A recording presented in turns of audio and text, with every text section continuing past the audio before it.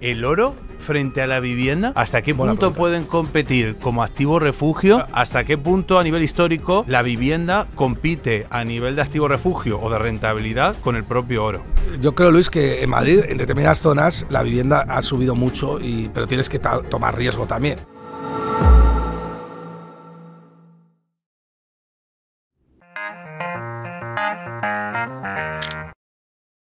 Partiendo de la base de que no toda la vivienda ha subido de manera homogénea en España y hay sitios donde no ha subido prácticamente nada, el oro en los últimos 10 años sube un 12% al año de media. La vivienda lo ha hecho un 6, un 7. Bueno, ahora que está muy de moda, no, es que los precios de la vivienda no paran de subir y tal, es mentira. O sea, los precios de la vivienda no están subiendo, lo que está cayendo es el euro. Es que la gente no tiene esos datos en la cabeza. En el año 2000, el metro cuadrado cotizaba a 3,5 onzas de oro. Hoy el metro cuadrado cotiza a 1,5 onzas. Es decir, el alquiler ha subido en los últimos 5 años un 40% y el oro ha subido un 100%. ¿Vale? En plena burbuja, en el año 2005, en UCA, en Inglaterra, te comprabas una vivienda por 700 onzas de oro. Hoy necesitas 175 onzas para comprarte la misma vivienda. Te hablo de la burbuja, o sea, cuando el precio de la vivienda, el ratio real estate oro estaba en máximos. Hoy es eso, pero es que el promedio está en torno a las 200 onzas de oro en Inglaterra. Es decir, el que compre oro se está enriqueciendo con respecto a la vivienda. Es decir, la vivienda está bajando en términos de oro, pero no solamente en términos de oro, también en términos de Standard & Poor's 500, en términos de otros activos. Lo que pasa es que, claro, la gente que piensa que la vivienda ha subido mucho, pero no es real. Lo que ha bajado mucho es el euro, que está depreciando tu saldos de tesorería a un ritmo brutal, tu poder adquisitivo. Es decir, el Estado te está empobreciendo y tú no te estás dando ni cuenta. Aparte de que la vivienda, obviamente, en España tiene problemas de oferta, es obvio, ¿no? De seguridad jurídica, etcétera, etcétera, pero el gran problema de todo esto, el gran promotor, es que la moneda fiat cada vez vale menos. Eso es una realidad, ¿no? Pero bueno, en mi opinión, creo que hay gente que puede tener vivienda, pero el oro gana a la vivienda a largo plazo. Si el oro tiene el track record más grande, uno de los más grandes que pueda haber a nivel histórico, además tenemos una situación en la que es muy simple. Es comprar oro, ya está. No te tienes que quebrar la cabeza. No es lo mismo que, por ejemplo, si yo tengo que ir a pedir una hipoteca para ver a nivel local cuál es la mejor vivienda que se adapta, las acciones me tengo que poner a analizar empresas y por lo tanto tal. Claro, el tema del oro es súper simple. ¿Por qué la gente no se habla tanto de la inversión en oro?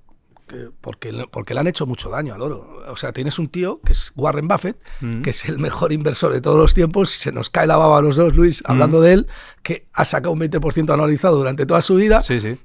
No sé ni el dinero que es eso si hubieras puesto 1.000 euros.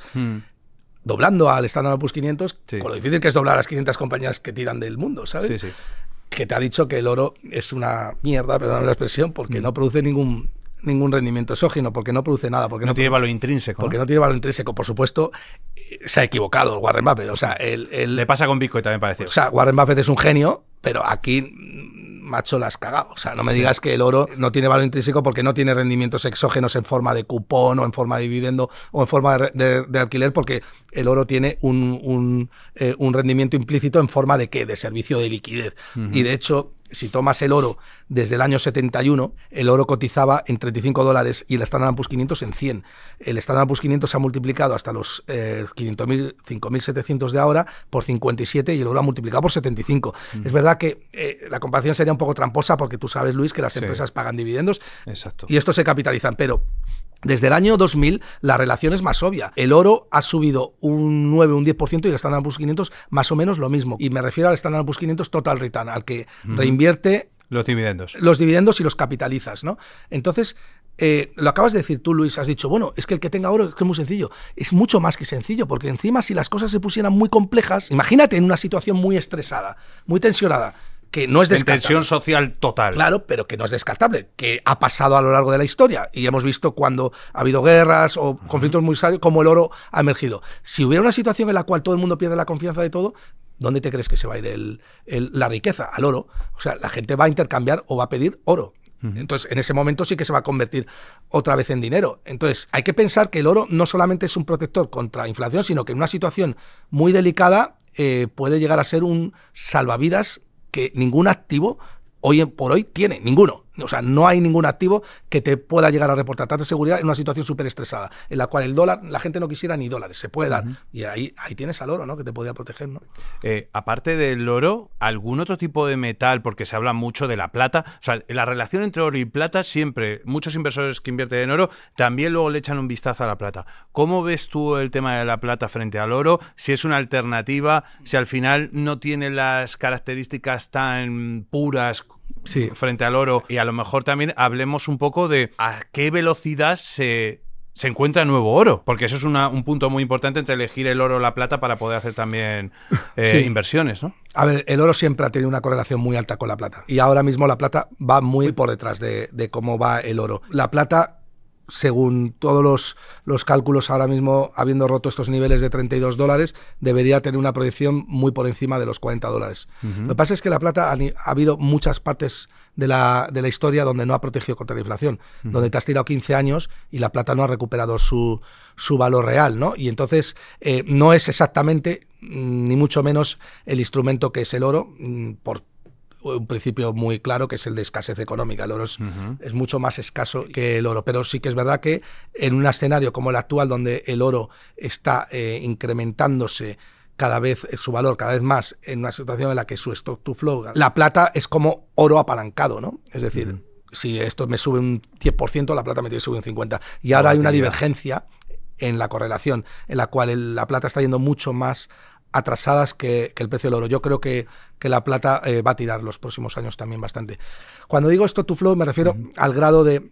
Bueno, están las variables flujo y las variables stock, ¿no? Entonces, stock es el grado o las existencias que hay en una economía sobre una determinada commodity, y flujo es la capacidad que tiene el ser humano para extraer esas existencias a futuro, ¿no? Si el stock to flow, es decir, las existencias que hay en el mundo de algo con respecto al flujo que tenemos de producir ese algo es alto, significa que el flujo está siendo bajo, el denominador es bajo, entonces el resultado es alto, significa que no somos capaces de producir en relación a las existencias que hay. Si el stock to flow va cayendo, significa que producimos mucho y por tanto eso pierde valor. Es decir, el stock to flow, cuanto más alto sea, más valioso es la commodity que extraemos. Vale, si se está encontrando a través de minería un 1% de todo el stock que hay a nivel mundial de oro, de todas las reservas de oro que hay a nivel mundial, pues ese 1% frente a la plata, que a lo mejor, me lo estoy inventando, sí, que a lo mejor se encuentra, en vez de un 1%, se encuentra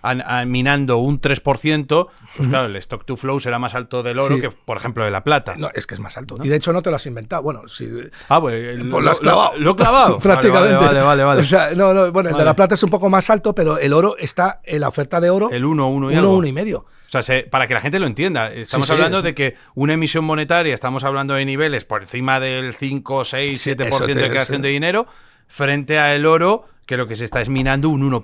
Por lo tanto, es 1,5. Que también se está devaluando, es decir, la tenencia total. No tiene una oferta estrictamente, completamente limitada, sino que se va incrementando la oferta, pero a una velocidad mucho menor que la de la divisa, ¿no? Pero muy importante este matiz que dices, porque para que la gente entienda qué es el oro, ¿no? O sea, la gente cuando habla de oro, claro, no tiene en su cabeza estos números que hay que tener para entender, como yo tengo mi tesis enfrentada, la tengo enfrentada porque todos los números los tengo en la cabeza, y sobre todo tengo la dimensión del concepto de oro. Cuando digo de la dimensión del concepto de oro me refiero a que todo el oro del mundo, que son 201.000 toneladas, lo puede meter el ser humano. Alguien piensa, joder, todo el oro del mundo, necesitas una ciudad como Valladolid para almacenarla. Que va, lo metes en una piscina olímpica de 50 metros y unos 5 metros de profundidad. O sea, en un estadio, en una pista de tenis, un estadio, tú metes todo el oro y son 4, 5, 3 pisos más o menos. Para que alguien entienda más el concepto. De todo el mundo. De todo el mundo. De las reservas de todo el mundo. Pero no de todo el mundo, sino de la historia. De todo lo que... O sea, el hombre ha necesitado 10.000 años para almacenar todas las existencias actuales que hay ahora mismo, que son unas 201.000 toneladas de oro. Todo ese oro, dice, bueno, eso es una barbaridad, ¿no? ¿Dónde metemos esto y tal? Nah, en una piscina de 50 metros de largo y unos 5 metros de ancho puedes meter todo el oro del mundo. Para que entiendas la dimensión del oro. Pero es que, claro, la gente tiene que entender por qué se valoran los activos. Los activos se valoran sobre todo por su escasez económica. O sea, el ser humano tiende a valorar aquello de lo que menos hay, ¿no? Pero no de lo que menos hay, sino no que sea finito, sino que sea económicamente escaso, ¿no? Cuando digo económicamente escaso me refiero a que cronológicamente o persistentemente su demanda supera su oferta. Es decir, la gente quiere más de lo que se puede producir, ¿no? Pues significa que la demanda, el stock to flow del oro es alto, que la demanda del oro supera ampliamente a su oferta y por eso la producción de oro es aproximadamente un 1,5% anual sobre existencias. Vale, alguien me puede decir, vale, bueno, eso no es ningún problema si queda por descubrir, no sé, otras 200.000 toneladas de oro, ¿no? Pero es que el Instituto Geológico de Estados Unidos, que es muy pro, ha estimado en varios estudios ya muy rigurosos que la producción total de oro, es decir, las existencias de oro totales que quedan por descubrir son 50.000 toneladas. 50.000 toneladas a un 1,5% de producción con todo lo que cuesta producir oro, porque esto no es hacer un agujero en la arena con tu hijo y sacar una pepita de oro. O sea, es que las mineras es un negocio complicadísimo donde... Que vean los programas estos que hay en Discovery Max y todo esto, de las que lían, ¿no? Para Luis, poder encontrar oro. Es que ni Dios pone dinero en las mineras. En Alaska.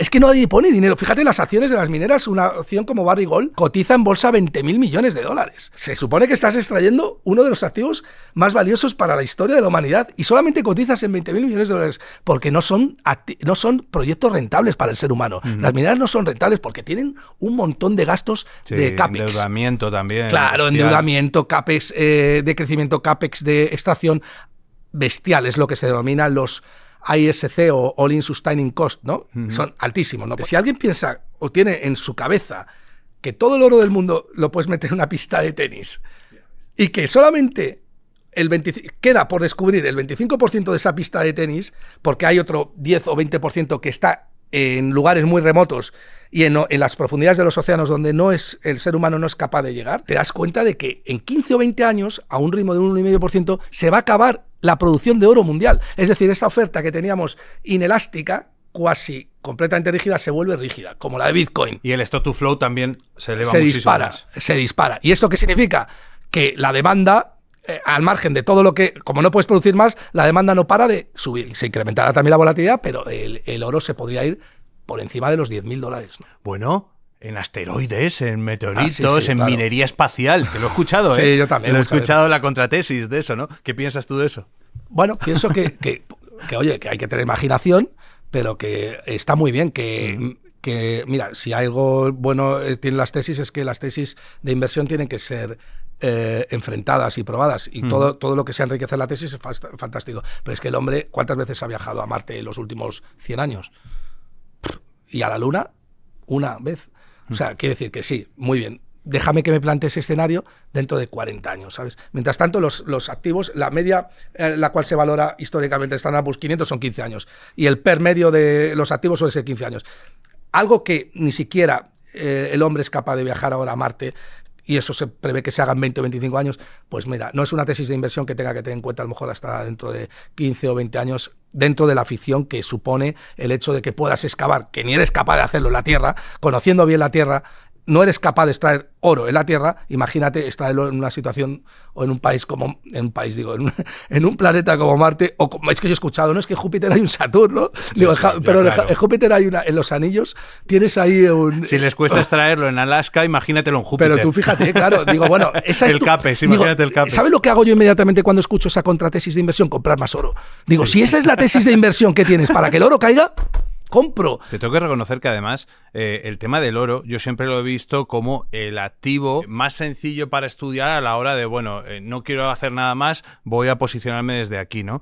Pero conforme he estudiado también mucho más Bitcoin, me he acercado mucho más al oro también. Casualmente la gente cree que son activos enfrentados y es todo lo contrario. Creo que llevan una tesis de inversión bastante parecida y además cuando tú profundizas y entiendes uno, por ejemplo, el stock to flow, sí. Me viene del mundo de Bitcoin, sí. Pero que también se aplica completamente a lo que es el oro, ¿no? Y yo creo que no son al final antagónicos, sino todo lo contrario, ¿no? Que al final se unen.